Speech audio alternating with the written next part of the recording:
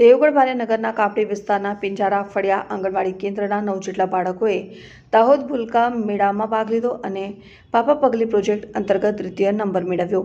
દાહોદ ખાતે આંગણવાડીના બાળકોના સર્વાંગી વિકાસની જેમ સાથે ભૂલકા મેળો યોજાયો। દાહોદ જિલ્લા પંચાયત મહિલા અને બાળ વિકાસ વિભાગ ICDSના સંયુક્ત ઉપક્રમે દાહોદ સ્વામી વિવેકાનંદ સંકુલ ખાતે ભૂલકા મેળો યોજાયો હતો, જેમાં દેવગઢ ભારેનગરના કાપડી વિસ્તારમાં આવેલ કાપડી પિંજારા ફળિયા આંગણવાડીના બાળકો જેવા કે ખતીજા, જીકરા, સારા, આફિયન અને યામીન, સિફત, મોહમ્મદ જેદ, સાહિસ્તા સહિત 9 જેટલા બાળકોએ ભાગ અને પાપા પગલી પ્રોજેક્ટ અંતર્ગત દ્વિતીય નંબર મેળવ્યો, જે બદલ પોતાની આંગણવાડીના કાર્યકર અને સમાજમાં ખુશી જોવા મળી।